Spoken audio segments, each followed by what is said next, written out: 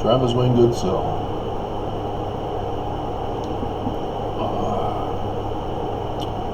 In one of my videos yesterday, I went over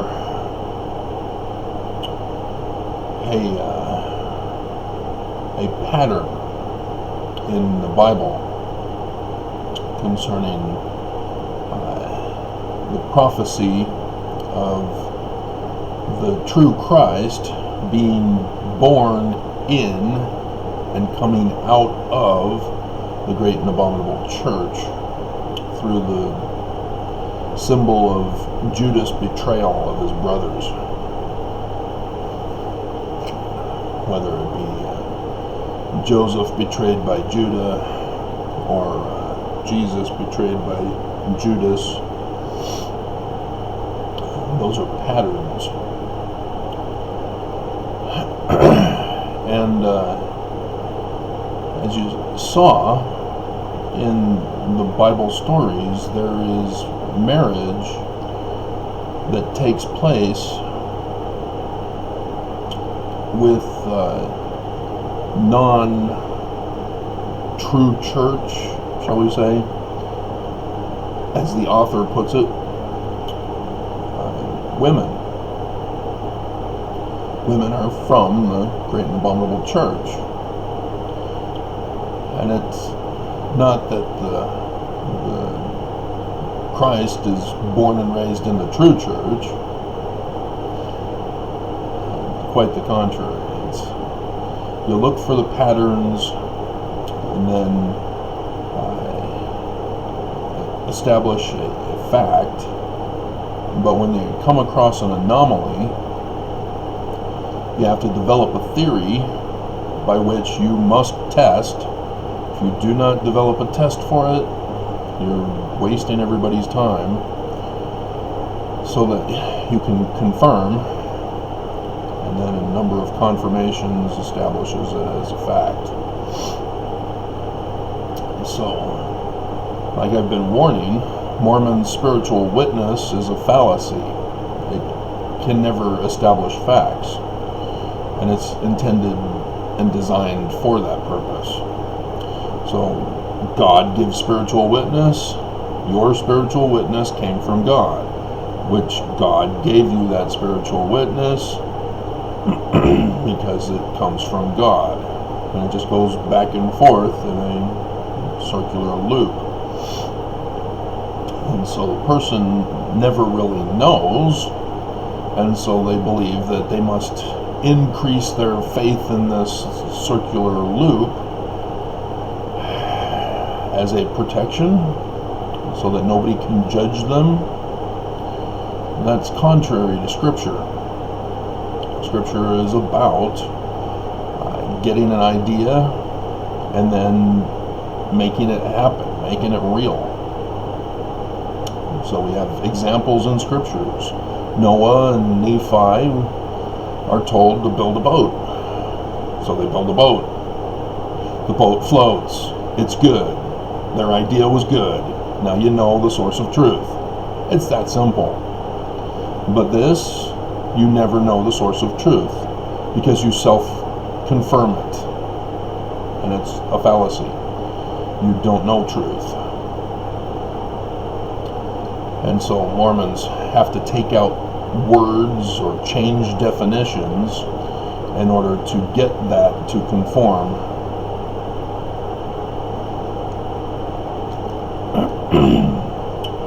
And so one of the things I didn't get to in that video was Judah's wife. I got to Esau's wife, as the comparison with Judah is clear and obvious. But Judah, he does the right marriage, I think, at first. I'd have to fact check.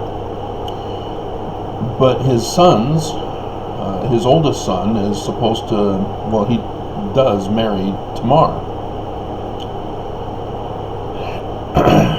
And he dies. And so she's without a husband.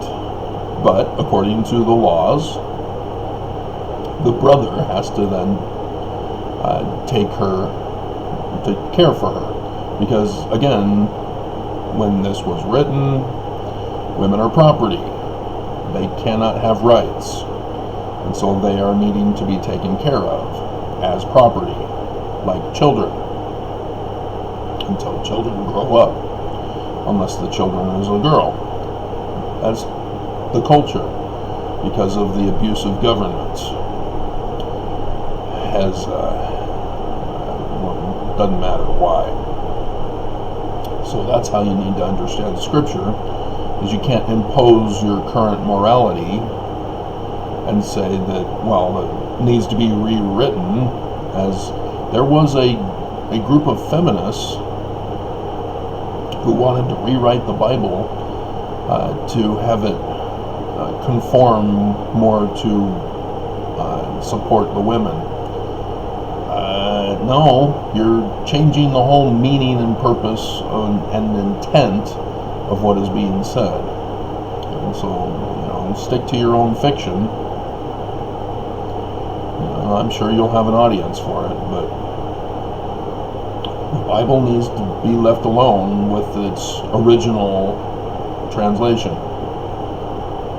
It'd be nice if the church allowed it, but they don't have translator anymore. Did you not listen to conference? Every single conference. The president of the church, prophet, seer, revelator, and president of the Church of Jesus Christ of Latter-day Saints. Translator gone. And so Mormons are the ones who impose translator for them and on them. And so I come along, oh, Joseph Smith's translations of Hebrew and Egyptian are correct. And all of a sudden I'm the enemy, and now I'm going to be destroyed. After more than 23 years. I don't know why I thought 23. It was January 1st, 1998. And so it would be 24, wouldn't it? Because 4 would be 2002. And then 20. So yeah, now it's 24 years. Approaching.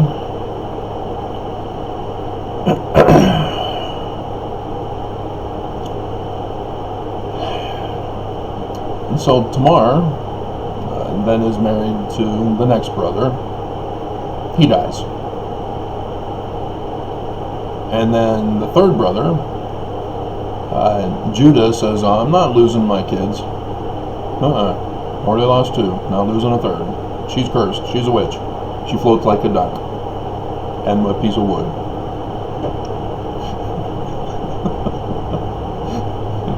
And so she needs to be taken care of. And Judah's not fulfilling his responsibility. Judah is the one at fault. Everybody misses this, as Bruce R. McConkie put in that she's a whore.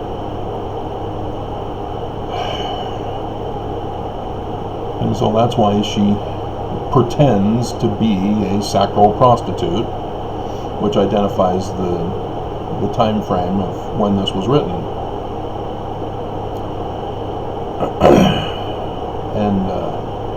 And so she gets Judah to be the one to take care of her. And through that union comes King David eventually. And so with Mary, the mother of Jesus, I touched on that the other day as well. The birth of Mary scripture that was denied being put in the New Testament, which needs to. I mean, how did Joseph get her? The Gospels are blank. We don't know. All of a sudden he's espoused to her, and she's pregnant. How did that happen? What's going on? What's her origin story? Purposely kept out of Scripture. So that it can be an independent Scripture in and of itself. And so the birth of Mary becomes kind of essential in recognizing the pattern with the Old Testament. She's a temple worker, sacco prostitute, but she's brand new, and thus supposed to be a virgin. And so that's why they left it out. They didn't want any kind of immoral behavior on the part of Mary, the Immaculate Conceiver, which we had yesterday, as the Roman Catholic Church fully knows that Christmas is not his birthday, as they know that John in Revelation is giving us star dates. That's why they have the Immaculate Conception yesterday, and then the September 8th is the Nativity. And so even though Constantine was the one who created the 25th as his birthday, even though he went around and declared certain sites in Israel as the literal history event places,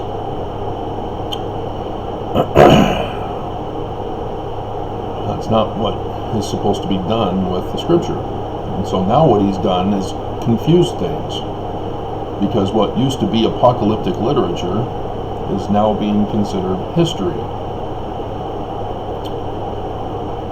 And it messes up the meaning for people, as nobody recognizes the patterns from the anomalies with literal history.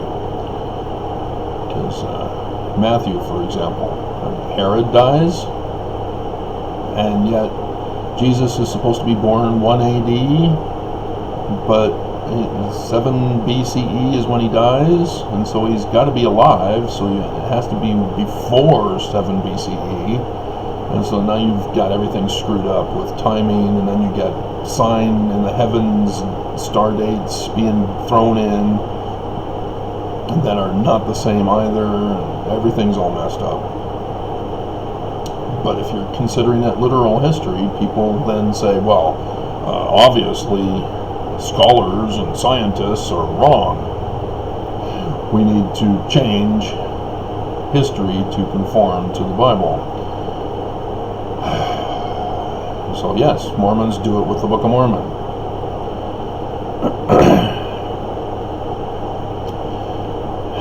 They call it literal history. And so to them, scientists are all wrong. Scholars are all wrong.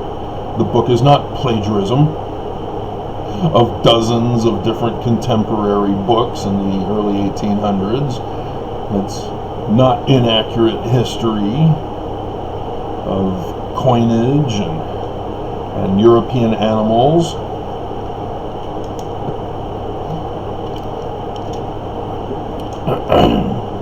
Etc., etc. Again, it's that circular reasoning. You know, God gave me a spiritual witness that the Book of Mormon is literal history, because the spiritual witness that the Book of Mormon is literal history comes from God.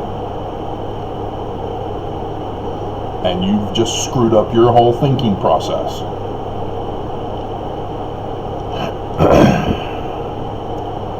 And what is interesting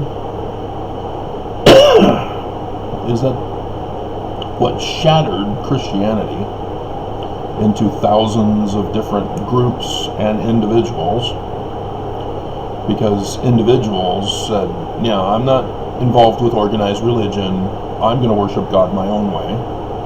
So you have those branch offs. It came because people are finally able to read for themselves what the Bible is saying. And as long as people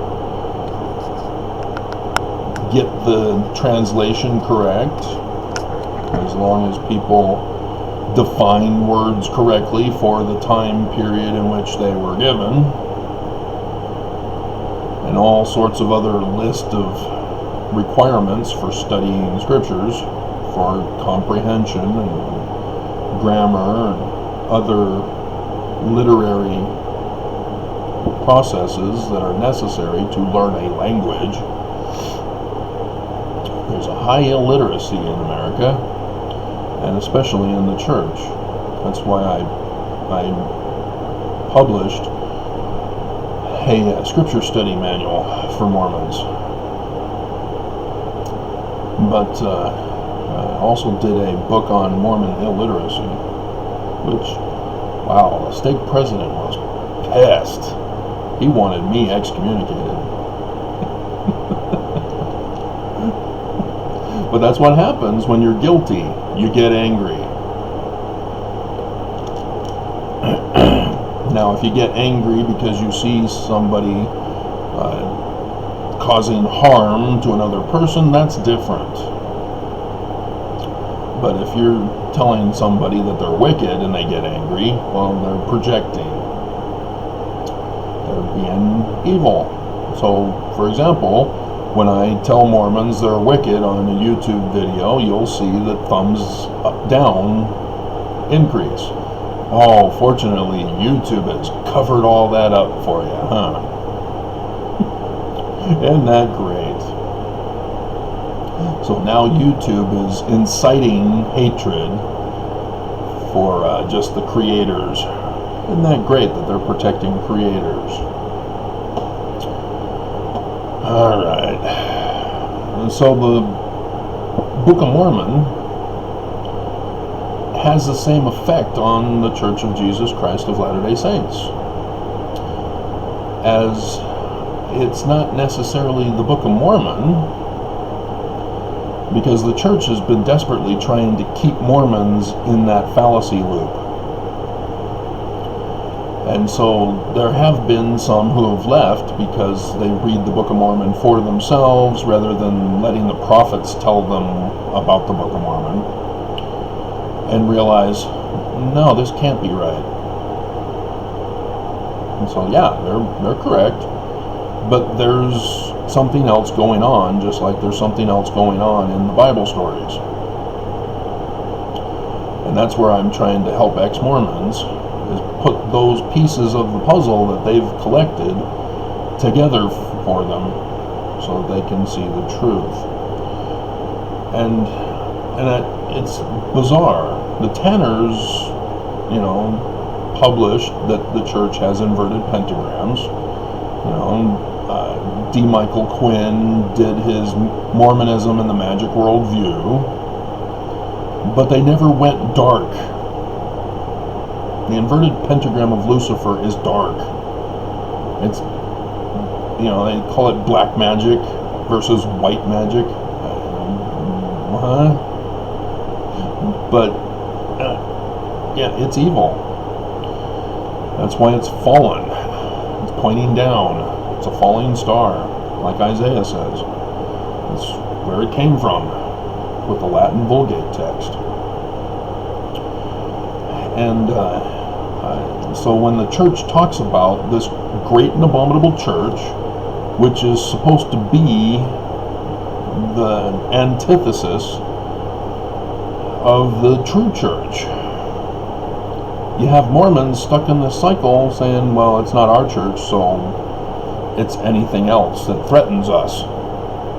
And so it's apostates who leave the church and form their own church, like the Tanners.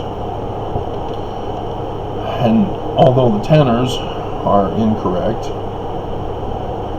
with Christianity thinking, because Constantine was the one who created Jesus as history. Be stuck in your loop for Christianity, just like Mormons are stuck in their loop for Mormonism, you never find out the truth. And so the Book of Mormon, though, it talks about there are saved two churches. It acknowledges, yes, there are many, but when it comes right down to it, there's that church founded by Lucifer, and then there's that church founded by the Lamb. Oh, Lamb? Yeah, because it has to do with the latter days. the wedding supper feast in the temple of the Lamb. The temple needs to be set in order, because the great and abominable church is running things now. And Mormons don't see it. They don't catch it. They think, well, Joseph Smith restored everything in the temple, and Brigham Young is blaming Joseph for the magic underwear and the endowment ceremony with the covenant oaths and penalties and extortion threats and tithing as a protection racket, so that he can justify committing crime on those he kidnapped and are extorting. And so the Mormons remain blinded of the truth.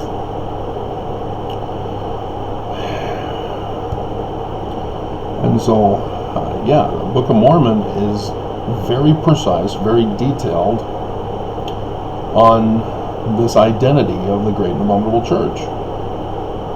And if you're not going to study the Book of Mormon, you're going to miss it, because it's real.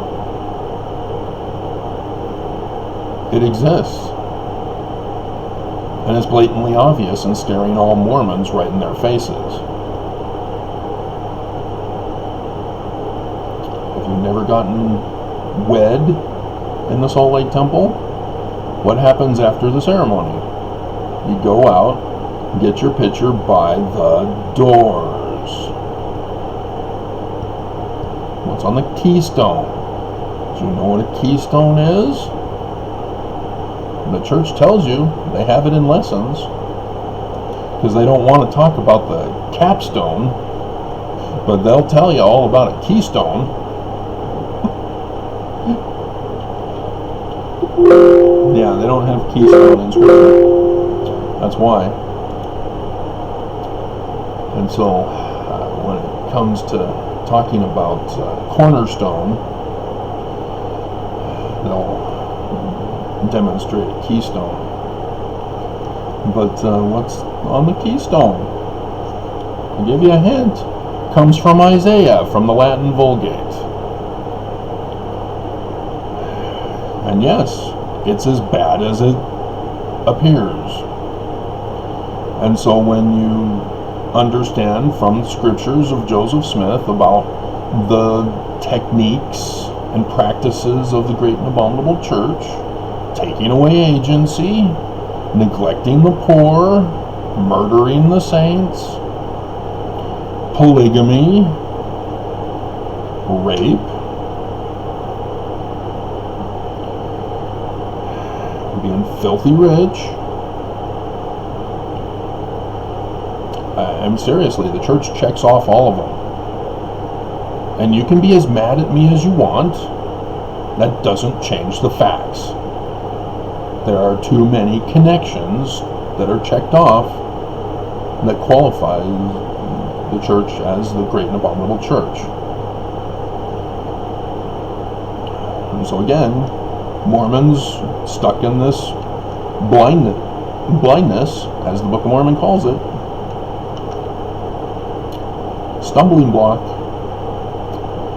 they become incited to violence and hate against anyone who dares to molest or make afraid.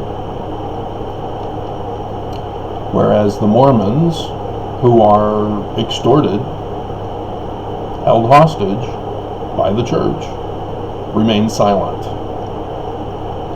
Unfortunately, with the internet, these people are able to view my videos in private.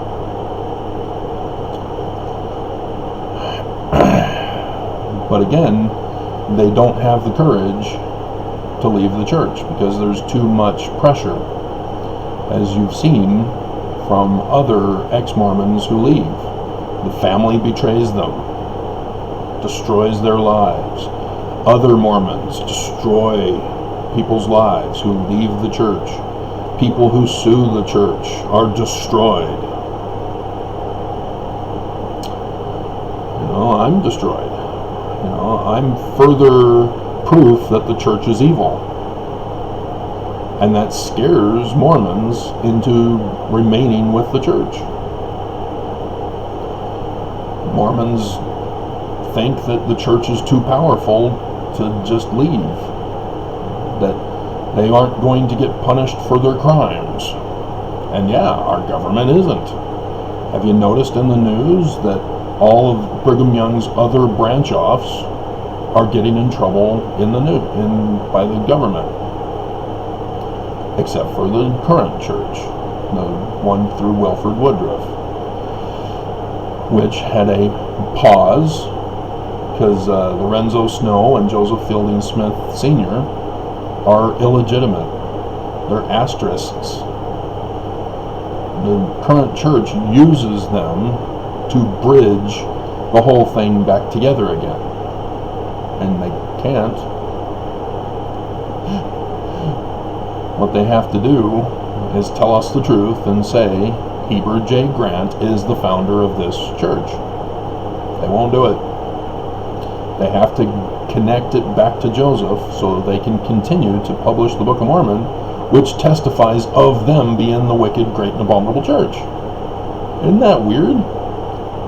The major book they use to tell people to come in and join them is the same book that testifies against them. That is just freaky weird. And so, yes, my number 4 video on TWG is the video in which I call out the church and say they have to drop the Book of Mormon. They can't keep this charade going. They've lost lots of Mormons. There's a reason why they're not giving us the membership data for Utah this year, for last year, well, this year still. It's because my brother screwed it up. Good job, Todd. Way to go. An instrument in the Lord's hands by being a member of the Great and Abominable Church.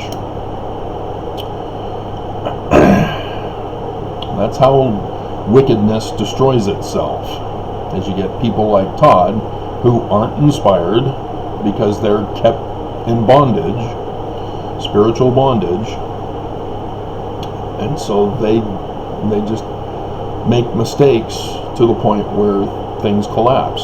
And I saw that working for the church. I saw so many systems and operations that were just obsolete and just causing problems for the church. The church was losing money. And then you know about the crane system. They did a whole news video thing on it, or covered it in the news. But I was right there during the transition. I was the one who redesigned their whole beehive warehouse, which enabled them to finally implement what they wanted to do the whole time, but had been hesitating because they couldn't figure it out. I come in, oh, yeah, we need to do this. Oh, okay, you know better than me. All right. And so time goes by.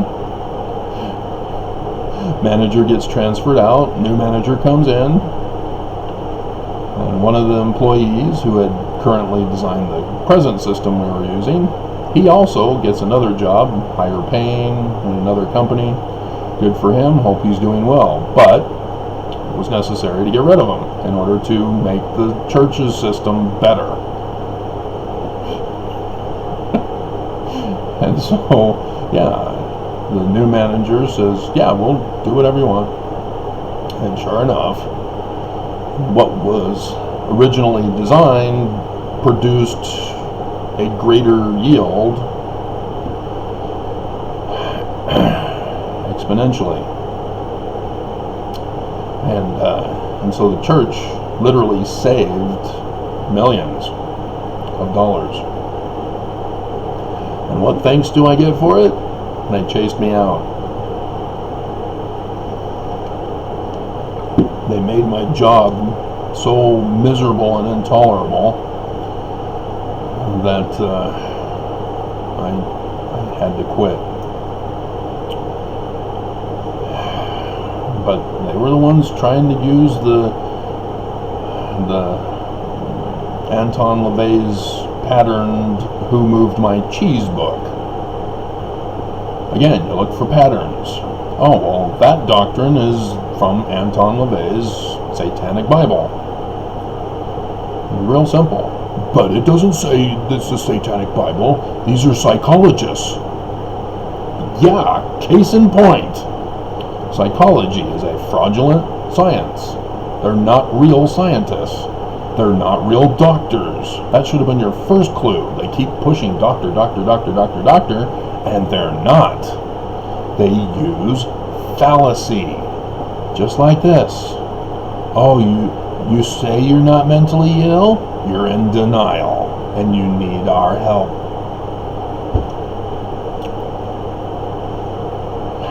And nobody understands that the source origin for everything in our society are from the psychos. Commercials you watch on TV, yeah, they purposely deceive you to buy their products, which they got from psychos. Psychos taught them how to manipulate the masses. You know, it's not just your school shootings where the actual psychos come in.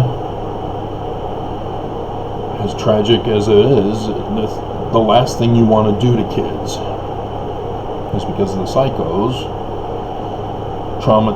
can keep the trauma in the kids. Oh, your emotions are real. Only you feel what you feel. It's a trap. And get people to keep them in bondage. But the way the churches run, other churches, Kenneth Copeland. I saw a video by a guy who was exposing Kenneth Copeland with it's the wheelchair disaster incident. He knocked somebody out of his wheelchair to the ground. And the guy is going over how Kenneth Copeland is using the psychology manipulation on the audience during that whole time, saying, oh, it's the power of Jesus, you're fine, the Spirit is in control. All of that is psycho manipulation. And so in government, by both sides, the fact that we only have both sides, that's a false dichotomy. There are other ways to run this government. You know, maybe if we started reading the Constitution and not just focused on Article 4, but included Article 6. That would help. We've never tried it. Thanks to Thomas Jefferson, who introduced the first socialist system of a republic in America, we've never gone back.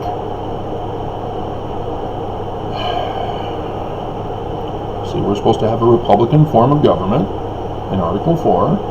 And so, yes, a socialist republic is one. That's called communism. Remember, Russia, the USSR, the Union of Socialist Soviet Republic. But the other one is fascism. And so fascists keep saying, oh, they want to turn America into communism, socialism, which they misdefine. But that's the whole dichotomy fallacy trap. The both sides. Oh, it's like Hitler. Oh, we can't say that. Oh, we're sorry. We'll cower to your authoritarian threats. And so, yeah, that's, dichotomy has been playing on us for a very long time. And now it's gotten to the point where America is completely divided equally between the two. As those who want nothing to do with either are left out of the equation. because we don't have representatives for us. So did you know that only about half of America votes, even though this last election was the largest election we had? We probably got close to 2/3, maybe. But still, there's those 100 million or plus that just aren't involved in the voting process. But they're trying hard to force everybody to vote one way or the other, when both are wrong. There is a different way to run this government, and they don't want to do it. Just like the church. There is God's way, and the Great and Abominable Church does not want to do it. And so, yes, the Book of Mormon is kryptonite to the LDS Church. But as long as they let Mormons believe that the kryptonite isn't hurting them,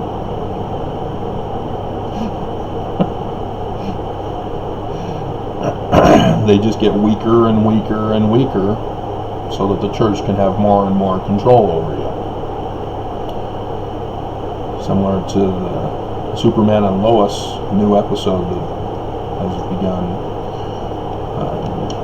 The father-in-law develops all those kryptonite weapons against Superman.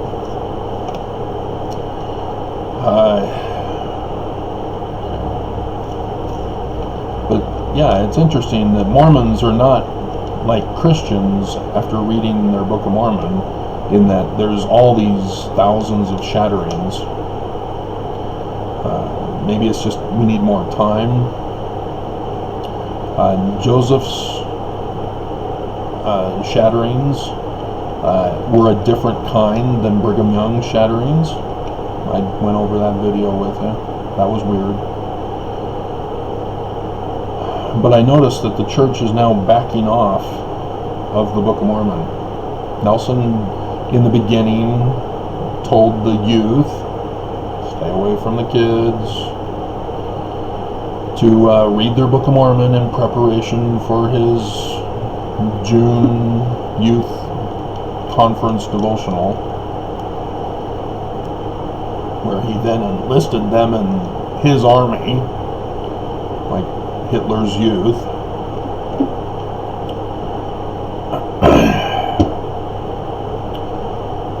Youth battalion. Yay, I'm a soldier for God, and I will smite you as a heathen. I mean, people interpret things weird. You've got to be very careful.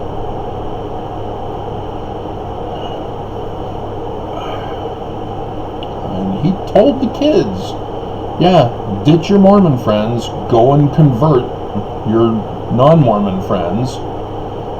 Thus would require the parents to join the church. Stay away from the internet.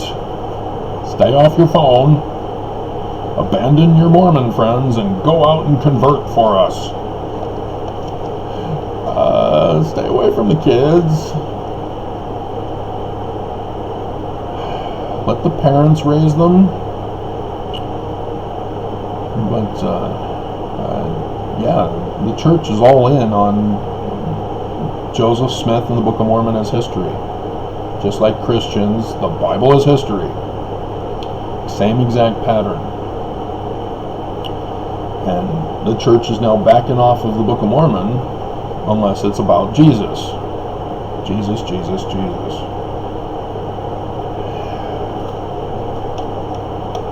And so,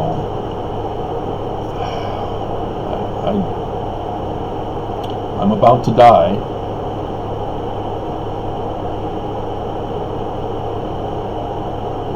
What more do I tell you guys?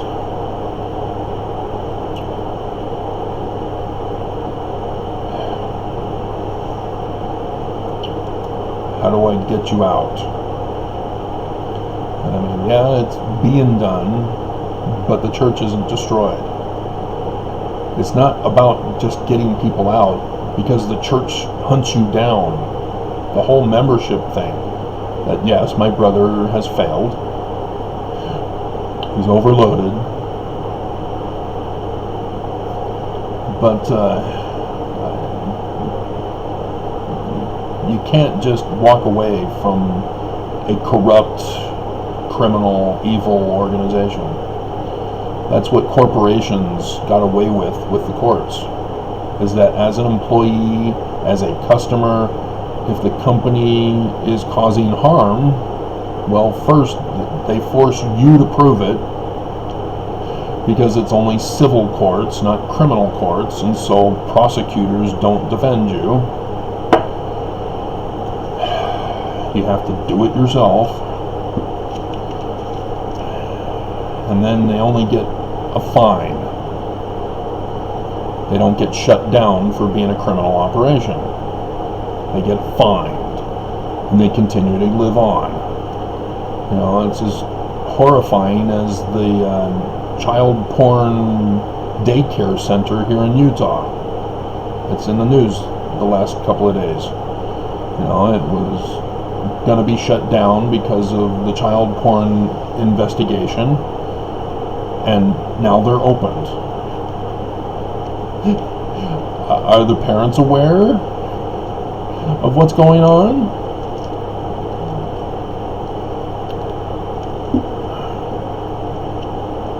You know, and so the church, they're a criminal organization. They harm Mormons. They get YouTube and other Mormons to harm other people too. This is how bad they are. And nobody's stopping them. You know, we're not allowed to sue in Utah. The church has corrupted the whole state of Utah. And so it's the federal government that needs to step in and shut down the whole state. Because this cancer is spreading all over the world. This is how dangerous and deadly the church is. Like I said in the beginning, this is dark. This isn't some, oh, well, they're trying to be good by saying Jesus. No. They're purposely using the incorrect thinking of Jesus as a cover for their criminal operation. They want nothing to do with Joseph. They use him as their cover. The Book of Mormon, they don't care. It's how they get Mormons. New converts, how they keep the Mormons. But now it's all coming apart. You know, now that Joseph had the rock and a hat, Mormons are confused. Wait a minute, which is it? Egyptian gold plates or rock and a hat? And I've been trying to tell you guys there's something else going on. Those are coded symbols of another message. But yeah, this is how dangerous the church is, as the great and abominable church.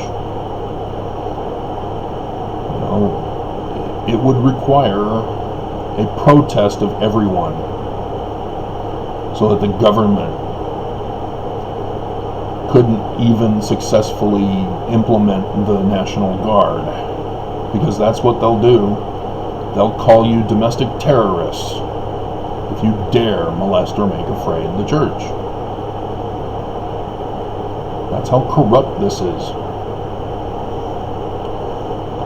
Alright, it's past time to run.